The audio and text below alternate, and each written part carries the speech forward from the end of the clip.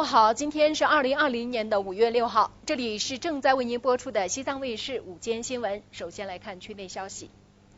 西藏自治区民族团结进步模范区创建条例的施行，在广袤高原引发热烈反响。各族干部群众热议条例的重大意义、丰富内涵，纷纷表示要加强条例的学习宣传贯彻，以维护民族团结、促进民族团结的行为自觉，书写好高原各族儿女手足相亲、守望相助的时代新篇章。这些天，山南市5个社区民族团结宣传小分队深入居民小区，采取分组分批入户宣讲的方式，以面对面、身边人、身边事、民族团结大家谈为主题，向市民群众宣讲民族团结相关政策和知识。我有幸作为一名全国民族团结模范个人的代表，把国家的一些好政策讲给这些老百姓听，让他们能够融入到这个大家庭当中，相互团结。一幕幕小小的场景，一件件小小的事情，都在演绎着各民族交往、交流、交融的佳话。一段段饱含深情的诉说，向大家传递人人争当民族团结模范、全民参与民族团结创建的正能量。汉族是离不开少数民族的，少数民族也离不开汉族，同样少数民族之间也相互离不开。我们只有更加团结，生活才能更加幸福安康。民族团结和风会唱，民族团结之花开遍高原。正是有了全区各族儿女的齐心参与，各民族兄弟手足相亲、守望相助、和睦相处、和衷共济、和谐发展的氛围才更加浓厚。随着西藏自治区民族团结进步模范区创建条例的实施，高原大地民族团结进步曲必将更加响亮动人。这些天，日喀则市举办了快闪社区宣讲会等形式多样的活动，大家共话民族团结成果，畅谈民族团结的美好未来。彩虹之所以美丽，是因为它容纳了各种各样的颜色，民族团结也是如此。我们一定要牢记习总书记的叮嘱，像爱护自己的眼睛一样爱护民族团结，像珍视自己的生命一样珍视民族团结，像石榴子那样紧紧地抱在一起。我们56个民族是一家。各族人民亲如一家，共同团结进步，共同繁荣发展，已然成为当今我区民族团结工作的真实写照。民族团结如同草原上的格桑花，在灿烂的阳光下开得更加鲜艳夺目。条例实施没几天，但是活跃在基层一线的广大农牧民宣讲员又开始忙起了宣讲。在纳曲市色尼区塔恰拉姆居委会，四讲赛宣讲员索朗将讲团结爱祖国的内容和条例的宣传结合起来，为群众讲了一堂生动的民族团结课。다 랑이 되거나 종절 발견이 되들 대전도 되거나 달리 친 문투도 되거나 다리 소리 로정 제주 대진 랑에 따르죠 또만서로 주자지 대진 랑이 되거나 문제 컨트롤 동제 삼로 장제는 토르 동제。如今的西藏，各族人民人人争做民族团结的使者，个个争当民族团结的模范，深入践行守望相助理念，共同守卫祖国边疆，共同创造美好生活。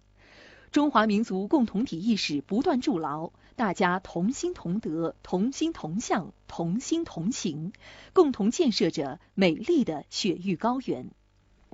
在我们身边有这样一群人，他们出现在需要陪伴的老人身边，出现在需要呵护的儿童身边，出现在需要关怀的残疾人身边。他们不计报酬，不求名利，参与社会活动，体现出高尚的奉献精神。他们就是秉承奉献、友爱、互助、进步精神的青年志愿者们。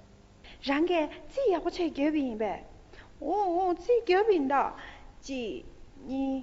松西。在自治区图书馆，拉巴卓玛正在为阿加讲故事志愿活动进行练习。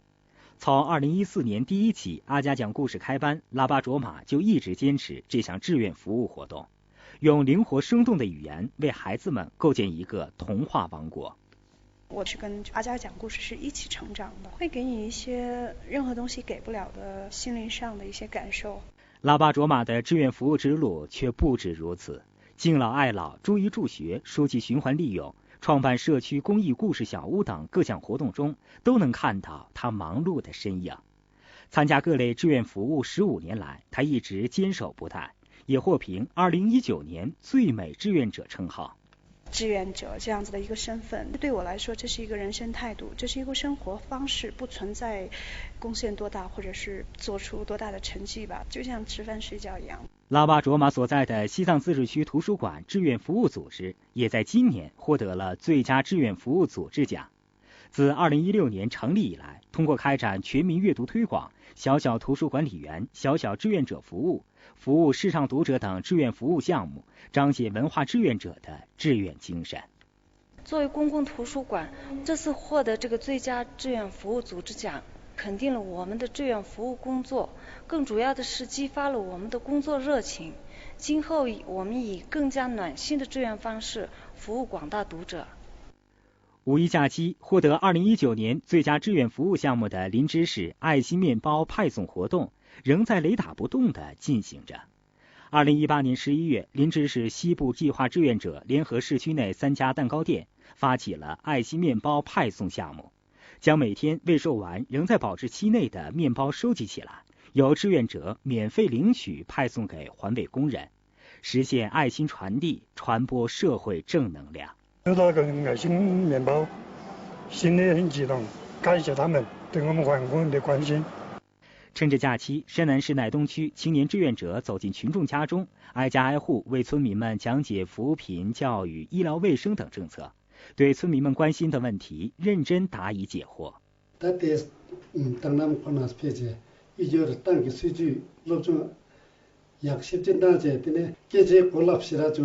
一名青年作为一名乡镇的基层干部，我有义务去帮助身边的老百姓，解决他们身边遇到的困难。昌都市青年志愿者协会的12名青年志愿者则开展以展青春志愿风采、促文明和谐昌都为主题的常态化文明出行志愿服务，在昌都市客流量较大、路线较为复杂的公交路线上开展线路咨询、发放口罩等文明劝导志愿服务活动，在服务群众的同时实现自我的青春价值。参加了这些活动之后，这提高了我的沟通能力、组织能力和应变能力，也更让我在帮助他人、服务社会中传递了爱心，为团结、互助、平等友爱、共同前进的美好社会贡献自己的力量。牢记习近平总书记对新时代青年的寄语，内化于心，外化于行，争做新时代有理想、有本领、有担当的青年人。五一小长假期间，大批市民走出家门，在近郊亲密接触大自然，体验丰收的喜悦，同时也通过消费带动了休闲农业与乡村产业的复苏发展。来到位于拉萨市东郊的智昭产业园净土生态体验馆，暖湿的气流迎面扑来，一株株翠绿的植物整齐排列，长势旺盛。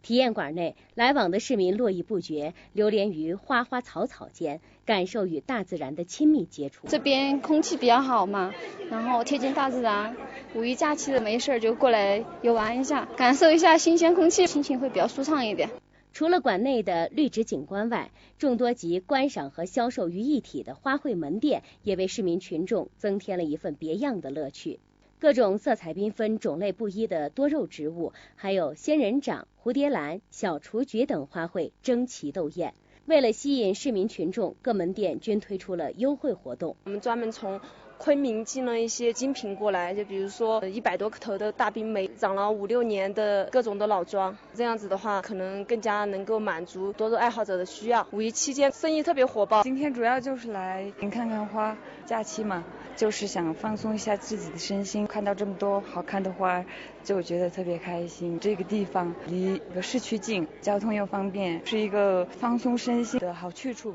智能温室大棚也是市民游客的集中打卡点。大棚内星星点点的水果番茄点缀在绿色海洋中，争抢着露出鲜红的脸蛋，红绿相间，分外好看。到金队这边过来采摘辣椒呀、西红柿，收获感觉挺大的，很开心，享受采摘的这种乐趣。同时我们也感受到了拉萨的高科技的设施农业。除了美景，吸引人们的自然也少不了各种美食。有吃有喝有玩的，有表演啊，很舒服，挺好的。五一小长假期间，人们在享受丰富假期生活的同时，也带动了近郊休闲农业与乡村产业的复苏发展。绿植都进行过更新，打造了一个亲情的茶园，大家看饮方面的服务也是有一个提升，吃的喝的品数种类更多，更满足顾客的要求。更多消息来看一组区内简讯。近日，昌都市闵昌众创空间正式成为国家级众创空间。该众创空间成立于2016年，以科技信息服务、企业创业服务、科技人才服务和科技成果转化为重点，已入孵企业110家，成功孵化企业16家，解决当地就业256人。今年，我区所有县区将全部开展县域综合医改，进一步提高县乡医疗资源利用率和整体效益，满足县域居民常见病、多发病诊疗需要。县区域内就诊率提高到90%以上，实现小病不出现的目标，提升各族群众幸福感和获得感。近日，日喀则市第一条综合物资铁路专线实现运行通车。据介绍，该条连接拉日铁路末端的专线由日喀则杭龙大宗物资集散交易中心斥资1.1亿元建设。货运火车可直接在仓储区内卸货中转，最大限度地节约了人力和中转物流成本，具有很高的经济效益。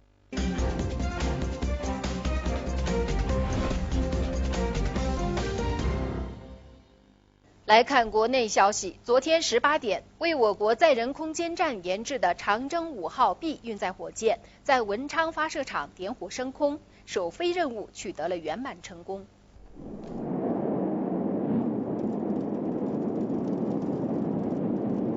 约488秒后，新一代载人飞船试验船和柔性充气式货物返回舱试验舱组合体与火箭成功分离，进入预定轨道，实现空间站阶段飞行任务首站告捷。此次任务后，我国空间站将先后发射天河核心舱、问天实验舱和梦天实验舱，进行空间站基本构型的在轨组装建造。期间，规划发射4艘神舟载人飞船和4艘天舟货运飞船，进行航天员乘组轮换和货物补给。据统计，自1999年神舟1号发射以来，我国载人航天工程已先后组织实施16次重大飞行任务，全部取得成功。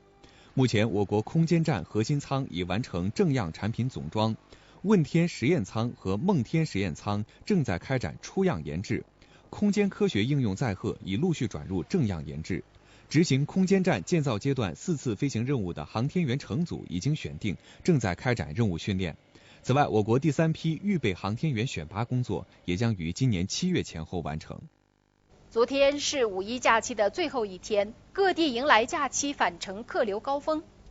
其中，北京铁路局预计发送37万人，全国到达北京地区22万人。广铁集团发送旅客101万人，长三角铁路预计发送旅客超过135万人。各地铁路部门根据客流动态精准投放运力。沈阳局加开至北京方向的动车组列车16列，安排动车组重联75列。济南局恢复开行北京、上海、重庆等方向列车102列，提升6万多个席位的运能。呼和浩特局管内城际间动车组列车和普速列车全部恢复开行。西安车站设置学生票专窗，服务学生旅客返校。节日期间，铁路部门落实常态化疫情防控要求，统筹做好站车疫情防控和铁路运输服务保障工作。昨天，长深高速以及沪渝高速长兴线境内路段单日车流量均突破了7万辆次。为了确保车辆有序通行，当地高速交警对部分路段采取了临时管制措施，并联合其他有关单位增加了人手，开展路面巡逻工作。5月5号，记者在大广高速江西赣州龙南段看到，从广东往江西方向的北上车辆通行正常，而从江西往广东方向的南下车辆则排起了长龙，行驶缓慢。为缓解返程压力，当地高速交警提高勤务等级，确保返程车流安全顺畅。